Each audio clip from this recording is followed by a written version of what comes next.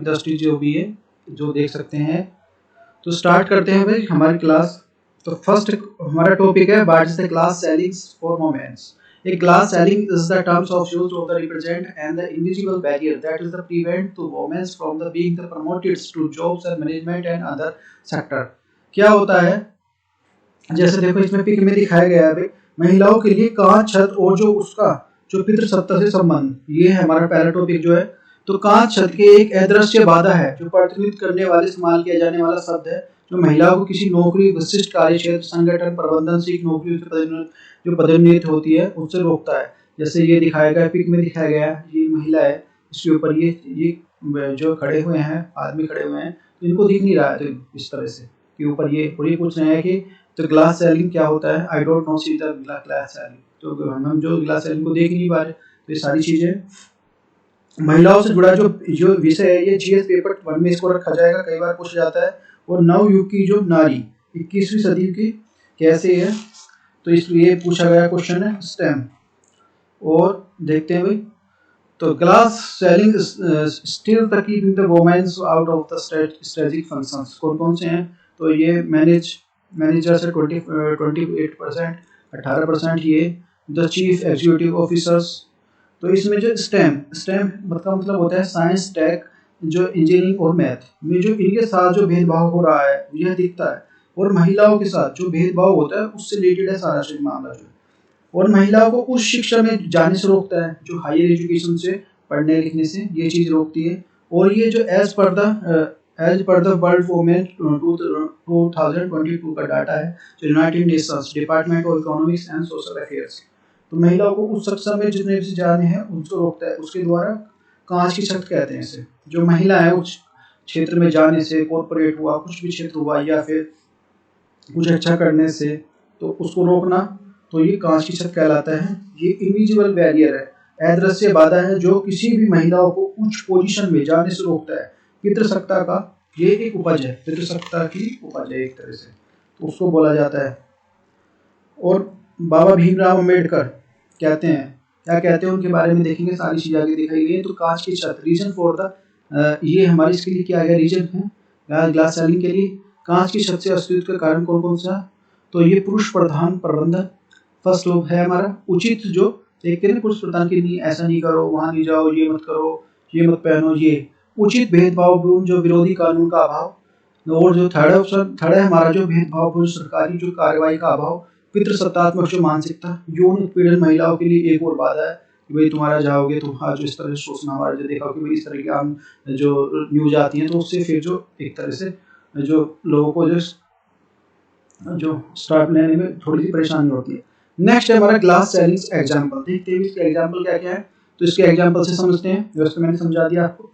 तो उस शिक्षा से बात जो संबंधित शिक्षा में जो लैंगिक असमानता, भेदभाव शायद भारत में पहली बार 1933 में सुर्खियों में आया था, जब कमला जो सोहानी जो सीवी रमन को जो उनके मार्गदर्शन में भौतिक अनुसंधान करने के लिए प्रेरित किया था। तो ये कमला सोहानी जो है, उनके जो सीवी रमन साहब है, इतने बड़े वैज्ञानिक हुए हैं जिनको नोबेल प्राइज भी मिला है। तो उनके जो मार्गदर्शन में ठीक है भाई कि मेरे को अनुसंधान रिसर्च करना है, लेकिन ये इस तरह से बोल देते हैं। तो नोबेल पुरस्कार विजेता था अनुरोध को इस आधार पर ठुकरा दिया था कि वो एक महिला है। अगर तुम अब देखो, आप जो मैन या ये कोई मेल होते हैं तो मैं करवा देता, लेकिन जो महिला है, तो ये देखने को सबसे पहले जो क्लास सेलिंग का जो ये एग्जाम्पल देखने को मिल सकता है, सबसे बढ़िया एग्जाम्पल है कि भाई देखो जो नोबेल जो पुरस्कार विजेता है, तो वो भी उसको भी इक्वलिटी की बात नहीं कर रही होगी, वो भी इस तरह से। तो सोहानी ने लैंगिक भेदभाव के आधार पर इसका इनकार कर नजरअंदाज किया और जो निर्देश कार्यालय के सामने जो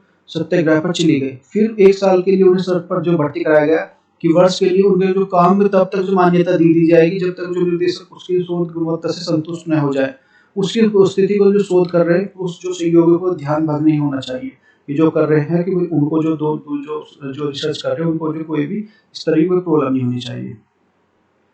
नेक्स्ट एग्जांपल देख सकते हैं भाई। यदि देखो वीडियो आपको समझ में आ रही है तो भी जो ज्यादा से ज्यादा लाइक और शेयर करें, बहुत अच्छा मुद्दा है। तो क्लास सेलिंग क्या है, एग्जांपल 2 है। 1937 में प्रोफेसर D.M. बोस, उस समय जो कलकत्ता विश्वविद्यालय भौतिक को आधार पर जो विभा चौधरी को अपने शोध समूह में शामिल करने के लिए अनुच्छित थे।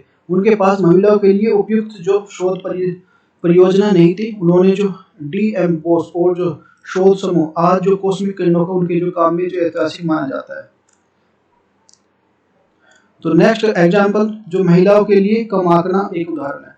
तो स्विट्जरलैंड में शन यूरोपियन जो organisations for the nuclear research जो है उसमें काम करने वाले भौतिक वैज्ञानिक जो एलेड्रिस सेंटर स्टूमिनिया के एक जो कार्यशाला में दावा किया कि भौतिक आविष्कार और निर्माण पुरुषों द्वारा किया गया था। वो बोल रहे हैं कि भौतिक का निर्माण पुरुषों द्वारा किया। इसका अर्थ है कि महिलाओं की भौतिक अनुसंधान में तुलना में बहुत कम सक्षम है, कि उनका योगदान है ही नहीं। इनका कहना एक तरह से ये था।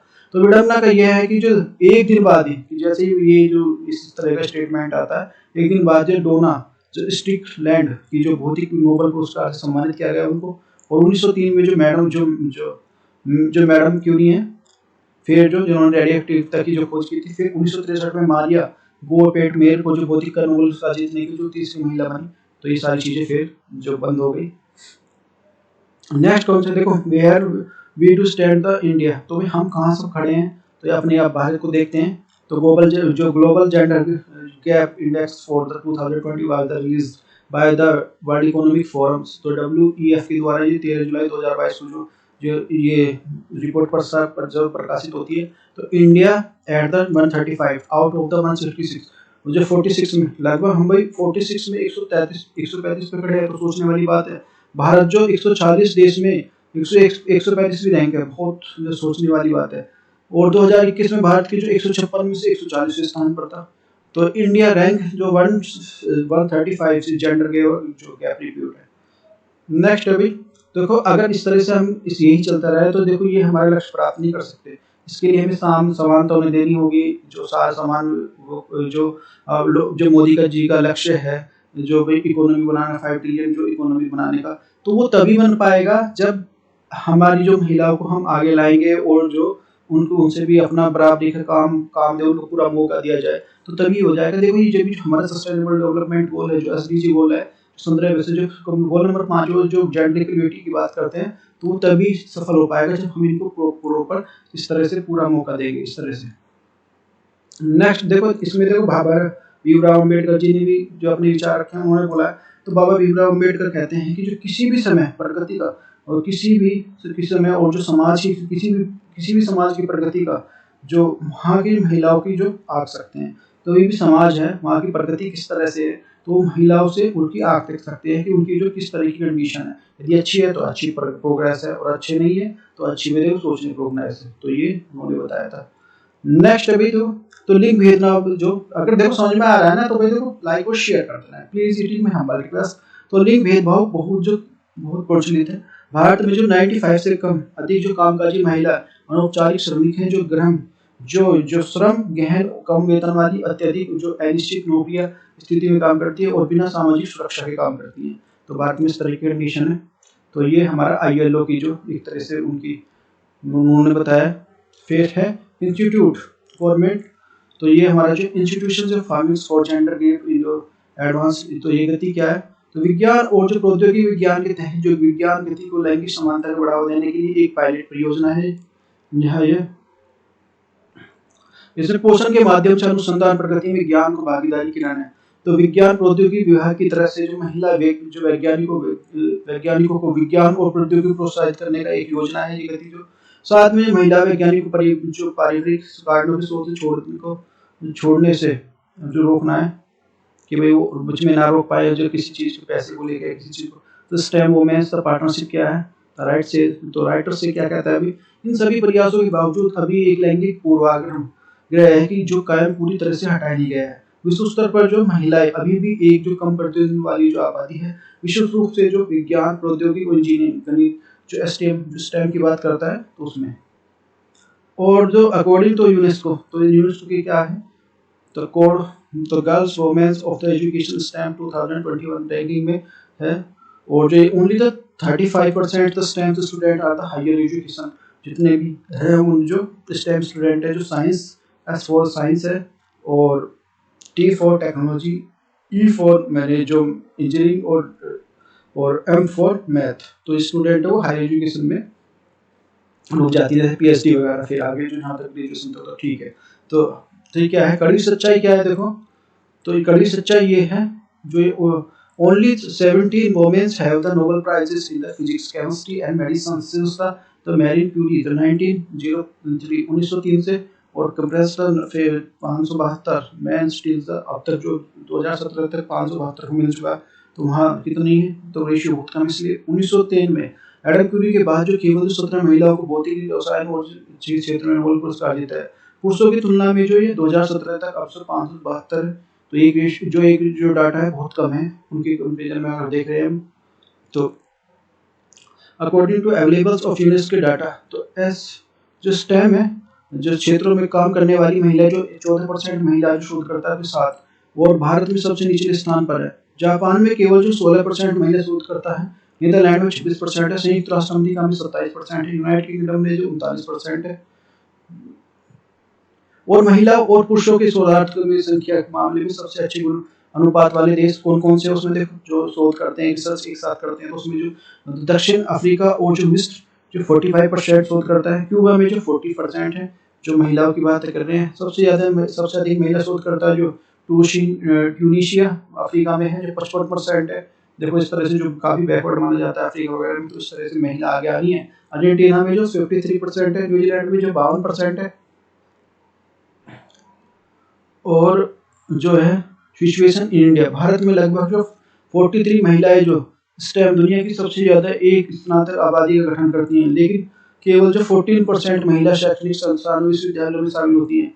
जो अनुसंधान में महिलाओं की भागीदारी काफी गिरावट आई है। पुरुषों में 73% की तुलना में जो 27% जो महिलाएं, इस प्रकार जो विश्वविद्यालय और अनुसंधान संस्थानों में महिला जो संख्या की काफी कम है, संख्या जो काफी कम मिलने देखने को मिलेगी। तो missing the womens in the STEM, अधिकांश जो महिलाएं जो स्टेम है संस्थाओं में महिलाओं की जो प्रोफेसरों के पद पर जो 20% का कब्जा करती हैं, उस 20% करती हैं, बाकी जो 80 पे जो मैन है। उदाहरण के लिए देख सकते हैं, देखो सबसे बड़ा एग्जांपल बताया आईआईटी मद्रास में 314 प्रोफेसर में केवल जो 31 है, तो 10.2% हो गया। आईआईटी बॉम्बे में जो 143 प्रोफेसर में से जो 17.5% है, इसमें केवल जो 25 महिलाएं हैं। Board of the government of council of institute of higher education जैसे निर्णय वाले निकायों में महिलाएं जो प्रतिभागियों की संख्या बहुत कम है।